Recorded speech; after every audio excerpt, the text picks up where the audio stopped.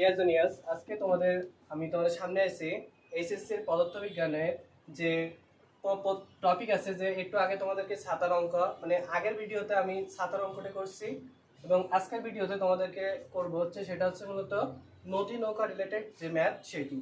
এটি একটা কমন অঙ্ক এবং এটা অনেক গুরুত্বপূর্ণ তোমাদের এইচএসসি বোর্ড পরীক্ষা প্লাস একাডেমিকের জন্য। সুতরাং তোমরা যারা নতুন এইচএসসিতে জয়েন করছো অথবা যারা বর্তমানে একাদশ শ্রেণীতে আছো, যদি কোনো সমস্যা হয় আজকের অঙ্ক থেকে তোমরা সেই সমস্যাটা সমাধান করার চেষ্টা করো। ঠিক আছে, চলো আমরা সরাসরি অঙ্কে চলে যাই। দেখো, নদী নৌকার অঙ্কের ক্ষেত্রে ম্যাথ কেমন থাকে বলে যে নদীর একটা নির্দিষ্ট প্রস্থ দেওয়া থাকে। নদীটা কত বলছে? 10 কিলোমিটার প্রস্থ বিশিষ্ট। আমরা ফার্স্টে আইডেন্টিফাই করব মূলত মাঝির বেগ কত এবং স্রোতের বেগ কত। দেখো, মাঝির বেগ এই কত 10 কিলোমিটার পার আওয়ার, এটাকে আমরা ভি দিয়ে প্রকাশ করব এবং যেখানে স্রোতের বেগ হচ্ছে 5 কিলোমিটার পার আওয়ার, এটাকে আমরা ইউ দিয়ে প্রকাশ করব। ঠিক আছে, একটাকে ভি আর একটাকে ইউ দিয়ে প্রকাশ করব। তারপরে দেখো, আমরা একটু চিত্রের মাধ্যমে এটা বোঝার চেষ্টা করি। দেখো, এই একটা নৌকা, মানে একটা নদী, নদীতে মনে করো স্রোত আছে।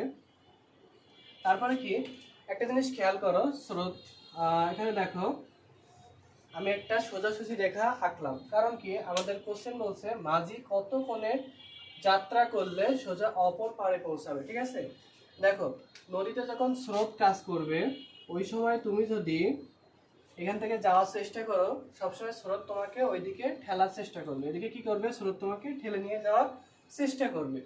এমন সময় তুমি যদি কাজ করো, সোজাই যদি যাত্রা শুরু করো, তোমাকে এখান থেকে ঠেলে নিয়ে যাবে এদিকে, এই বরাবর, তাহলে কিন্তু তুমি আলটিমেটলি সোজা পৌঁছাতে পারছো না। এক্ষেত্রে তুমি কি করবা? একটু বেগে তুমি যাত্রা করবা। ঠিক আছে, তাহলে এখান থেকে তোমাকে সরাতে সরাতে তুমি যখন পৌঁছাবা আলটিমেট এখানে এসে পৌঁছাবো। ঠিক আছে, এটা হচ্ছে মূলত অঙ্কের বেসিক। তাহলে তুমি দেখো, আমরা ধরে নিলাম লোকটিকে আলফা কোণে যাত্রা করতে হবে। কত কোণে? আলফা কোণে যাত্রা করলে লোকটা এখান থেকে এখানে পৌঁছাতে পারবে। এই বরাবর আমরা ধরি স্রোতের বেগ।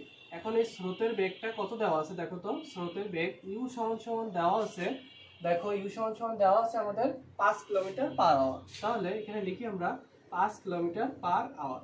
তারপরে দেখো, মাঝি তো এই বরাবর যাত্রা করছে, মাঝির একটা বেগ আছে, মাঝির বেগটা হচ্ছে 10 কিলোমিটার পার আওয়ার। তাহলে আমরা একটু লিখি মাঝির বেগ, এটাকে আমরা ভি দিয়ে প্রকাশ করছি, সমান সমান 10 কিলোমিটার পার আওয়ার। ঠিক আছে, এখন আমাদের এই আলফার ভ্যালুটাই নির্ণয় করতে হবে। এক্ষেত্রে দেখো, এখানে থিটা, এই যে বরাবর মাঝি পৌঁছাচ্ছে ওইটাকে আমরা কি ধরি?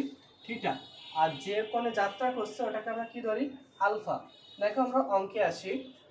এই যে কত কোণে যাত্রা কিংবা কত কোণে তাকে পৌঁছাতে হবে, এক্ষেত্রে আমরা যে কোণটা নির্ণয় করি সেটা আমাদের সরাসরি আমরা জানি, সেটা হচ্ছে দেখো আমরা জানি, আমরা এখন অঙ্কে চলে যাচ্ছি। দেখো, আমরা জানি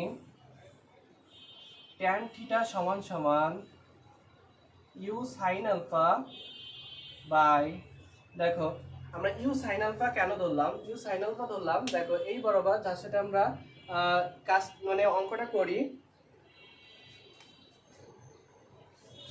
দেখো যার সাথে আমরা অঙ্কটা করি, দেখো অঙ্কটার ক্ষেত্রে আমরা একটা জিনিস তোমাদেরকে স্কিপ করতে হচ্ছে, মানে দেখো এখানে বোঝাতে, দেখো এখানে কত কোণে আমরা যাত্রা করছি সেটা হচ্ছে আলফা, এবং সোজাসুজি যে দূরত্বটা গেলাম সেটাকে আমরা কি ধরছিলাম?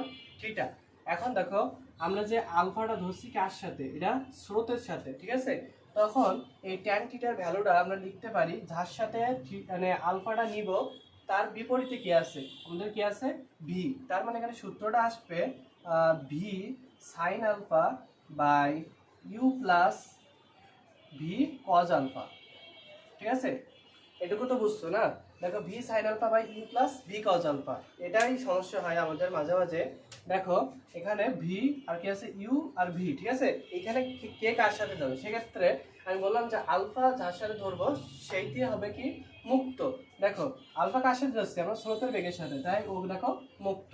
এটা হচ্ছে মূলত আলটিমেট আমাদের কি সূত্র। তারপরে দেখো এখানে আমরা লিখবো কি? এখানে আলফা সমান সমান নির্ণয় এবং থিটা সমান সমান, থিটার ভ্যালুটা কত দেওয়া আছে? থিটার ভ্যালুটা দেওয়া আছে বলতে আমাদের কত? সোজাসুজি, তাহলে আমরা এটা কি বলবো? 90 ডিগ্রি। ঠিক আছে, তারপরে দেখো আরেকটা জিনিস আমরা দেখি। দেখো থিটা সমান সমান 90 ডিগ্রি পাইছি না। তারপর আমরা মানগুলো পাতাই। ভি সমান সমান কত দেওয়া আছে? ভি সমান সমান দেওয়া আছে হচ্ছে 10 kilometre per hour, 10 kilometre per hour. এবং ইউ সমান সমান দেওয়া আছে কত আমাদের? 5 kilometre per hour, 5 kilometre per hour. এই ভ্যালুগুলো আমরা একটু পাঠিয়ে দিই। দেখো ট্যান থিটার মান কত? Tan 90 degree. ট্যান 90 ডিগ্রি সমান সমান V sine alpha by U plus V cos alpha, ঠিক আছে? তারপরে দেখো ট্যান 90 একটা ভ্যালু আছে, এটা অসংজ্ঞায়িত, তবে অসংজ্ঞায়িত বলতে কি বোঝায়? 1/0 সমান সমান V sine alpha by U plus V cos alpha, ঠিক আছে? এখন দেখো জিরোর সাথে এটা যদি আড়াআড়ি গুণ করি তাহলে এটা কি হয়ে যায়? আমাদের মুক্ত হয়ে যায়। তার মানে আমরা কি পাই? U plus V cos alpha সমান সমান 0, ঠিক আছে? তারপরে দেখো আমরা এখানে আসি, কি পাই? ভি কজ আলফা সমান সমান, দেখো ভি কজ আলফা সমান সমান minus U by cos alpha সমান সমান মাইনাস ইউ বাই ভি, বা আলফা সমান সমান cos inverse minus U by V. তখন আমরা আলফার ভ্যালুটা পাবো কজ ইনভার্স সমান সমান, দেখো 5/10 ইকুয়াল টু, কাটাকাটি করলে আগে কিন্তু একটা মাইনাস আছে, 5 গুণ 10, বা আসে আলফা সমান কজ ইনভার্স মাইনাস 1/2, অর্থাৎ এখানে ভ্যালু আলফা সমান 120 ডিগ্রি, ঠিক আছে? আলফা সমান কত? 120 ডিগ্রি ভ্যালু আসবে। এটা ক্যালকুলেটরে তোমরা দিয়ে দিবা, দেখবা আসবে 120। তাহলে আমরা বলতে পারি যে সোজাসুজি 90 ডিগ্রিতে পৌঁছাতে তাকে 120 ডিগ্রি কোণে কি করতে হবে? যাত্রা করতে হবে, ঠিক আছে? যাত্রা করতে হবে। তাহলে এভাবে কিন্তু আমাদের নদী নৌকার অঙ্কগুলো করতে হয়। আর তোমাকে যদি বলে যে আচ্ছা দেখো এরপরে যে ম্যাথটা তোমাকে বলি, এটা কিন্তু এভাবে শেষ হয়ে গেল যে 120 ডিগ্রি কোণে যাত্রা করতে হবে। এখন দেখো তোমাকে যদি বলে সোজাসুজি অপর পারে পৌঁছাতে, সোজাসুজি অপর পারে পৌঁছাতে কত সময় লাগবে? কত সময় লাগবে? সেই ক্ষেত্রে তুমি সূত্র দিবা কি? সেক্ষেত্রে আমাদের টি সমান সমান d by v sine alpha. D কি হবে? T equal to d by v sine alpha. D মানে হচ্ছে দূরত্ব, এবং নিচে কি আছে? ভি সাইন আলফা, মানে আমাদের ওই যে লোকটা যে বেগে যাত্রা করছিল তার একটা উপাংশ। কতক্ষণে যাত্রা করছে? দেখো 10, ঠিক আছে? তাহলে দূরত্বটা কত আছে? দূরত্বটা কিন্তু মধ্যবর্তী দূরত্ব আমরা কত নিছি? 10 বাই ওদের বেগটা কত? ভি। ভি হচ্ছে দেখো ভির ভ্যালু আমরা পাইছি কত? 10, ঠিক আছে? এটাও 10। তাহলে সাইন আলফা কত পেলাম? 120।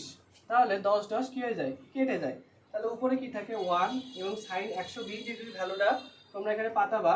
সাইন 120 বলতে আমরা বুঝি cos 30 ডিগ্রি। cos 30 ডিগ্রির মানটা কত? √3/2, ঠিক আছে? √3/2। তাহলে তুমি এখান থেকে আন্দাজ করতে পারো। দেখো এখানে মানটা আসবে 2/√3। এখানে দশমিক করলে যেটা আসবে সেটা হচ্ছে কি বলতো আমাদের সেকেন্ডে অ্যান্সার হবে, ঠিক আছে? তাহলে তুমি কিন্তু এই সংখ্যার অঙ্কগুলো এভাবে করতে পারবে যে কত সময়টা লাগবে। এখান থেকে এই দুইটা অঙ্ক কিন্তু অনেক ইম্পর্টেন্ট, তোমরা বোঝার চেষ্টা করবে। আর যদি কোনো সমস্যা হয় আমাদের কমেন্টে জানাবো, ইনশাআল্লাহ সমাধান করার দায়িত্ব আমাদের থাকবে। আসসালামু আলাইকুম। আসসালামু আলাইকুম।